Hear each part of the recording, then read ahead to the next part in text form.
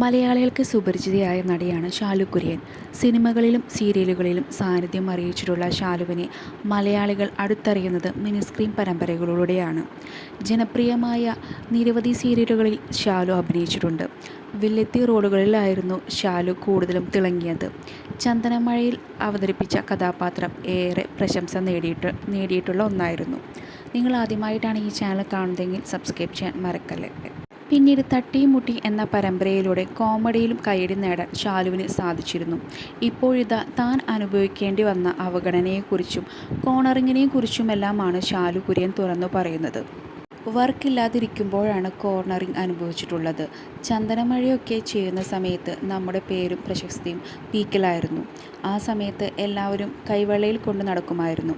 താഴെയും തറയിലും വെക്കാതെയായിരുന്നു കൊണ്ടു നടന്നത്. അത് അനുഭവിച്ചിട്ടുമുണ്ട്.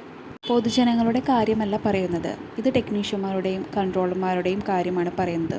ഇപ്പോൾ എന്തെങ്കിലും പരിപാടികൾക്ക് പോകുമ്പോൾ അപ്പോൾ ലൈം ലൈറ്റിലുള്ള ആർട്ടിസ്റ്റ് വരികയാണെങ്കിൽ നമ്മളെ ഒരു സൈഡിലേക്ക് മാറ്റി നിർത്തും. ഷാലു കുര്യൻ പറയുന്നു. അവർക്ക് ഭയങ്കര പരിഗണനയായിരിക്കും. ഒരു കാലത്ത് നമ്മളെ എങ്ങനെ കൊണ്ടു നടന്നുവോ അതുപോലെ അവരെയും കൊണ്ടു നടക്കും. അങ്ങനെ കൊണ്ടു നടക്കുന്നതിനെയല്ല പറയുന്നത്, നമ്മളെ മാറ്റി നിർത്തുന്നു എന്നതാണ്. ഒരു കാലത്ത് നമ്മൾ ആരൊക്കെ ആയിരുന്നു. അന്നേരം എനിക്ക് വിഷമം തോന്നാറുണ്ട്. വളരെയധികം സങ്കടം തോന്നിയിട്ടുണ്ട്. ആരും കാണാതെ കരഞ്ഞിട്ടുണ്ട്. അയ്യോ എന്നെ മാറ്റി നിർത്തുന്നു എന്ന് പറഞ്ഞ് ഫ്ലോറിൽ നിന്ന് കരഞ്ഞിട്ടുണ്ട്. നൽകുന്ന പരിഗണനയ്ക്കും റെസ്പെക്റ്റിനുമാണ് മാറ്റം. അതൊക്കെ ഒരു കാലത്ത് നമ്മൾ അനുഭവിച്ചതാണല്ലോ. പിന്നെ ആരെയും കുറ്റം പറഞ്ഞിട്ട് കാര്യമില്ല.